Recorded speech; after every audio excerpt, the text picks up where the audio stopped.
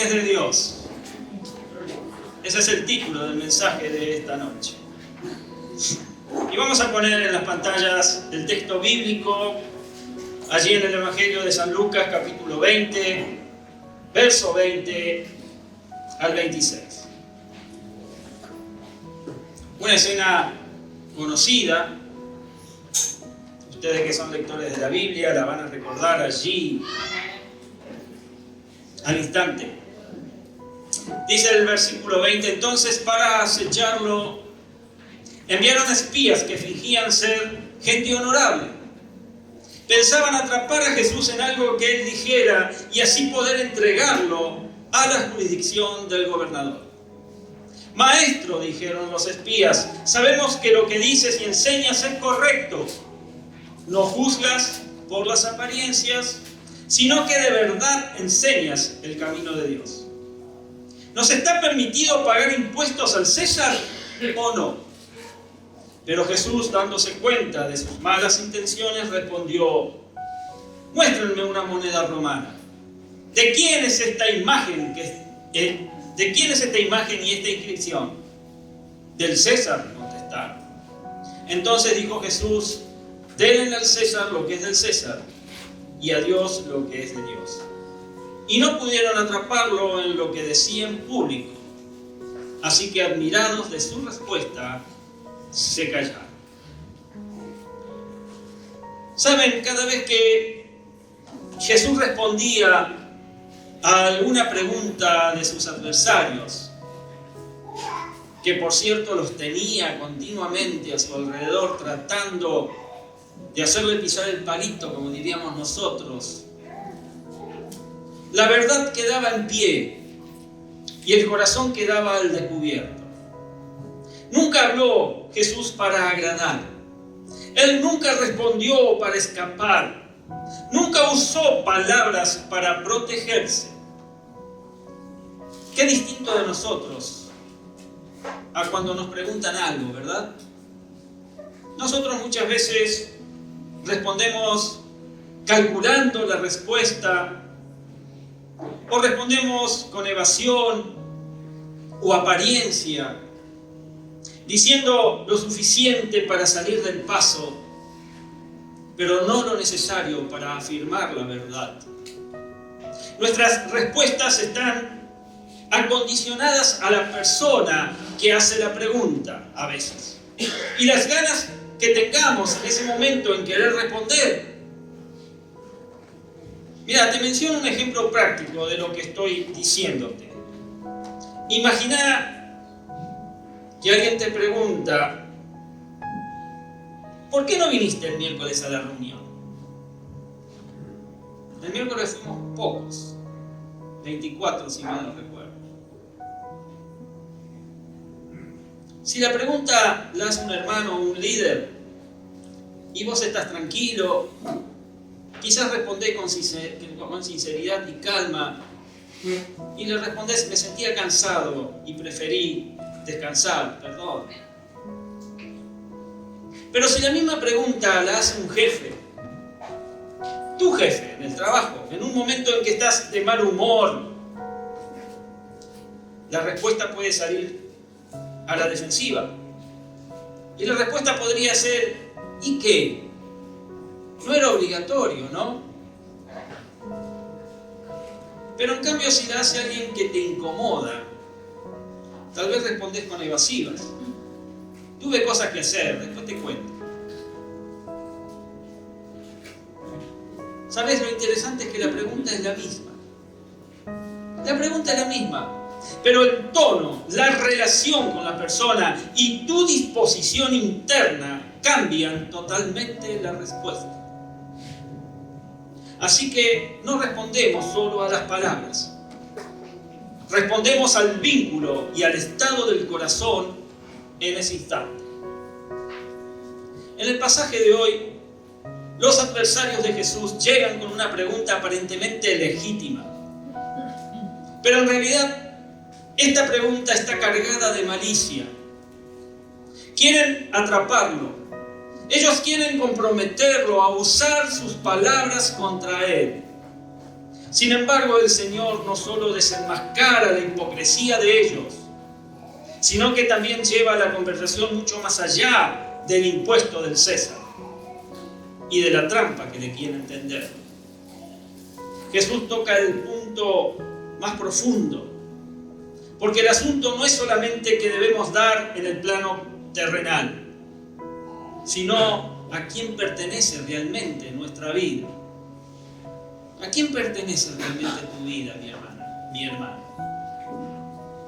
Y allí este texto nos alcanza a todos, porque no solo expone la dureza de sus enemigos, también confronta nuestras lealtades divididas, nuestras obediencias parciales en la mayoría de los casos, nuestras tendencias a darle a Dios menos de lo que corresponde.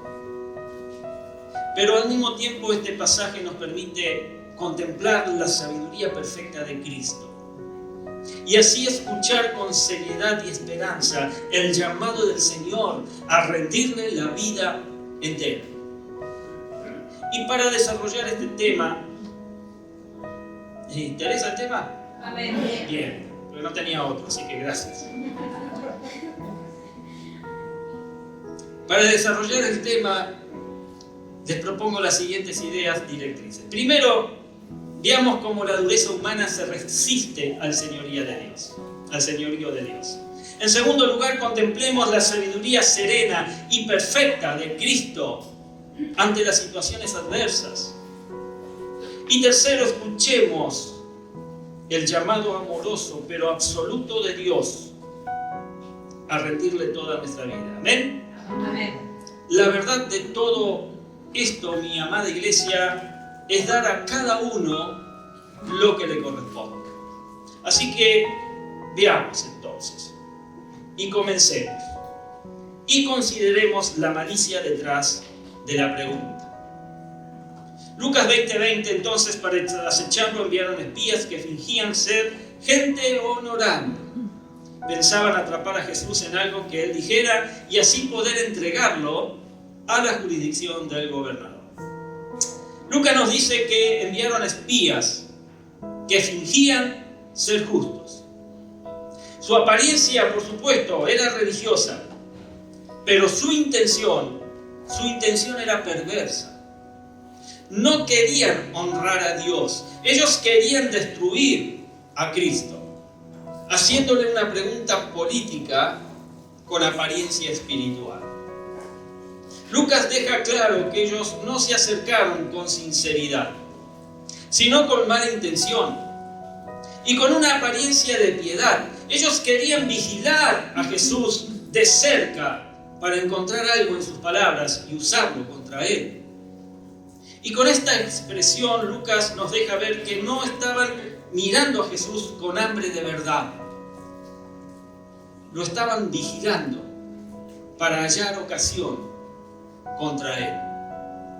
Y la intención era también de total malicia, dejando ver ese deseo de tomar algo dicho por el Señor para usarlo en su contra. Todo esto nos recuerda,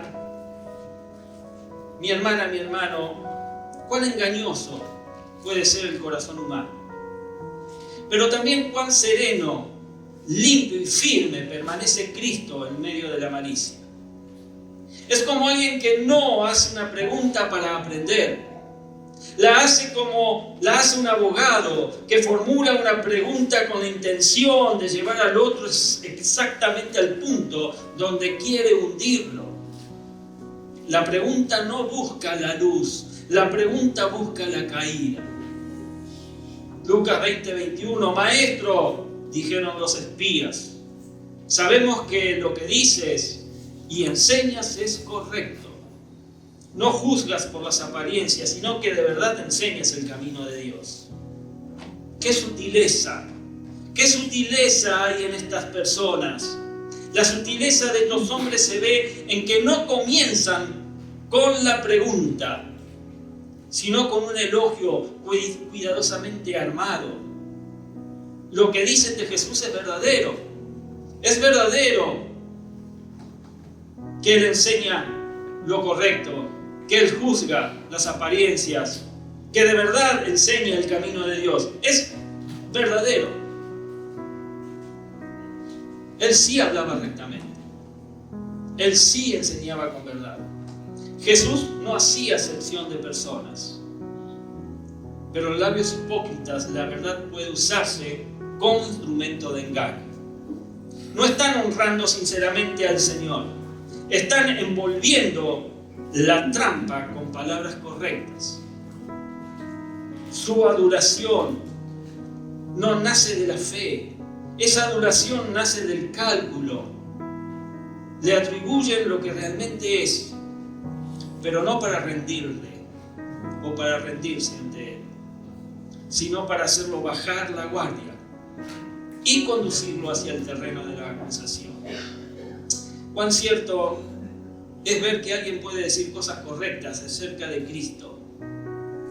Yo escucho muchas veces a mucha gente decir cosas correctas acerca de Cristo y aún así tener el corazón lejos de Él. Estos hombres dicen cosas grandes, correctas acerca de Jesús, pero no lo aman, no lo reciben y no se someten a Él. Así obra muchas veces la hipocresía religiosa. Ese lenguaje piadoso reconoce la verdad y aún así se resiste al señorío del Salvador. Y esto también nos examina a nosotros, iglesia, porque no basta decir lo correcto de Cristo. Es necesario rendirse de verdad al Señor. No es suficiente decir que Jesús es buena gente si finalmente no obedecemos. Y ahora, claro, viene la pregunta que tiene forma de daga y va a tratar de herir a Jesús. Lucas 20:22. ¿Nos está permitido pagar impuestos al César o no? La pregunta sobre el tributo no nace de un deseo de obedecer mejor, de querer hacer mejor las cosas, de entender mejor la situación. La pregunta nace de un intento de forzar a Jesús a escoger entre dos conflictos. Porque si Jesús hablaba contra el impuesto, podría presentarlo como enemigo del César. Y si lo aprobaba, sin más, intentarían mostrarlo como esa indiferencia al sentir del pueblo. Sabemos que el pueblo estaba siendo realmente ahogado por los impuestos de Roma. Era una pregunta construida para encerrar, no para aprender. En el fondo, aquellos hombres no estaban preocupados por honrar a Dios, sino por usar el tema de dar al César como un arma de manipulación.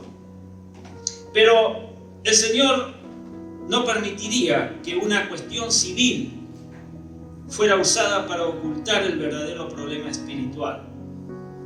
¿Cuántas veces también nosotros discutimos asuntos secundarios para no tratar con lo principal? Podemos debatir sobre derechos, sobre deberes, sobre política. Hoy en día podemos debatir sobre el Mundial de Fútbol o debatir sobre conveniencia y aún así seguir evitando la pregunta más profunda. ¿Cuál es esa pregunta más profunda? ¿Está nuestra vida realmente rendida a Dios? Por eso este texto nos advierte que un corazón no sometido puede usar aún temas legítimos como excusa para resistir la verdad del Evangelio. No basta preguntarnos qué debemos dar en lo externo. Debemos preguntarnos también si estamos dándole al Señor lo que ya le pertenece por completo. En esa dirección irá siempre la respuesta del Señor. Porque el Señor no nos confronta para alejarnos, como Él ya ha dicho en otros mensajes. Él nos confronta para llevarnos al arrepentimiento. Bien haríamos en nuestras oraciones pedirle al Señor que quite de mí todo el corazón duro, que quite toda apariencia sin verdad y que nos dé un espíritu rendido para recibir la voluntad con sinceridad. ¿Cuántos dan una amén a esto? Ahora, consideremos la sabia respuesta del Señor. Lucas 20:23. Pero Jesús, dándose cuenta de sus malas intenciones, respondió. Y saben, este versículo nos deja ver algo muy solemne y consolador a la vez. Porque Cristo no solo escucha lo que decimos, Él conoce lo que hay en el corazón. Aquellos hombres llegaron con palabras bien ordenadas, con formas respetuosas y con una gran pregunta que parecía correcta, pero el Señor vio de inmediato la intención escondida en sus corazones. Nada de ellos estaba oculto delante de los ojos de Jesús. Jesús no fue engañado por la apariencia, porque en Él no hubo engaño ni falsedad, dice allí Isaías en el capítulo 53, verso 9. Ellos venían con astucia, pero Cristo permaneció sereno, santo y lleno de verdad. ¿Qué descanso hay para el creyente en saber que nuestro Salvador ve más allá de las apariencias y nunca se equivoca al juzgar? Y qué advertencia tan seria para todo corazón que quiere esconderse tras una máscara religiosa. Nosotros podemos impresionar a otros con palabras correctas, con un tono piadoso o con un gesto externo, pero no podemos ocultarnos del Señor. Él conoce no solo lo que decimos, sino que también conoce por qué lo decimos. Por eso este versículo no solo exalta la sabiduría perfecta de nuestro amado Cristo, también nos llama con ternura, nos llama con firmeza a venir delante de Él, con sinceridad, mi amada iglesia, sin máscaras, sin cálculos y sin dobleces. El Señor conoce los intentos del corazón antes de las palabras. En las palabras de Pedro, cuando dice, Señor, tú lo sabes todo, son las correctas. Señor, tú lo sabes todo. Mirá, pensá en un cirujano. Un cirujano necesita una mano firme y una visión clara para no dañar lo que está tocando. De manera infinitamente superior, Jesús maneja la verdad con exactitud perfecta. Sus palabras nunca sobran, sus palabras nunca faltan y nunca van a fallar. Y aquí viene la contrapregunta de Jesús. Verso 24. Muéstranme una moneda romana. ¿De quién es esta imagen y esta inscripción? Del César. ¿Dónde está? La sabiduría del Señor se ve en que no entra de inmediato en la discusión. Quizás nosotros nos hubiéramos puesto a discutir y a tratar de convencer. Él pide una moneda, un denario, algo común en la vida del pueblo todos los días. Y ese detalle tiene mucho que enseñarnos. Porque aquella moneda llevaba la imagen del César y también una inscripción que recordaba la autoridad que el César tenía. Es decir, ese pequeño objeto, esa pequeña moneda, mostraba que ellos vivían dentro de ese orden civil y se beneficiaban de él. Cuando Jesús pide que se la muestren, los está llevando a mirar con honestidad algo que ya tenían delante y usaban cada día. Ellos querían presentar el tributo como un asunto complicado, pero el Señor pone la verdad en sus propias manos.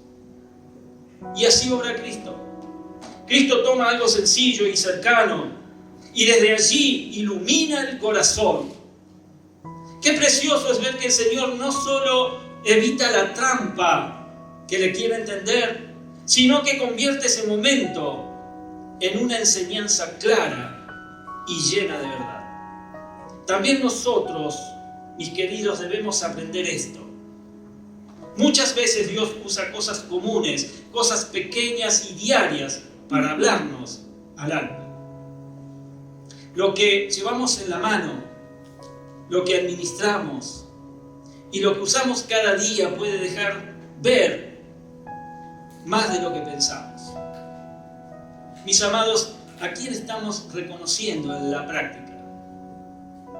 El César lo tocamos todos los días, pero el Señor no es a quien debemos honrar. Pero el Señor, es a quien debemos honrar en cada decisión. Que lo que administramos revele no esclavitud al dinero, sino fidelidad al Dios que nos confió todo. ¿Amén? Amén. Él te ha confiado todo. Él te ha confiado su evangelio para que tú lo transmitas. Él te ha confiado una familia para que tú la instruyas. Él te ha confiado un trabajo para que des testimonio y brilles allí. Bien, ahora consideremos entonces la demanda exigida de la pregunta. Lucas 20:25, en su primer parte del versículo, entonces dijo Jesús: denle al César lo que es del César. Y con estas palabras Jesús reconoce que hay deberes que sí debemos cumplir en esta vida.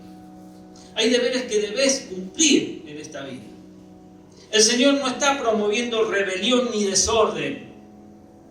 Y aprovecho para decirte que tienes que pagar tus impuestos. No solo como buen ciudadano, sino como mejor cristiano. Jesús está enseñando que hay responsabilidades terrenales que deben atenderse como corresponde. Si el denario llevaba la imagen del César, entonces el tributo ligado a esa administración debía ser entregado. Y eso no admite discusión. Pero nota bien, iglesia, esto. Jesús no está exaltando al César por encima de Dios. Está poniendo al César en su lugar. El poder humano tiene límites y su autoridad nunca es absoluta. Aquí hay una aplicación muy necesaria. Presta atención, el creyente no debe vivir en desorden. Y yo conozco a muchos que son un caos, ya sobrepasa el nivel de desorden. El creyente no debe vivir en desorden. No debe vivir irresponsablemente o despreciar por sus deberes, pensando que eso es espiritualidad. ¿Cómo me voy a enredar con las cosas del gobierno, lo que tengo que hacer, mis obligaciones? Eso no es espiritual. ¿Sabes qué? El cristiano debe honrar compromisos legítimos, actuar con rectitud y cumplir con lo debido. También eso forma parte de una vida ordenada delante del Señor.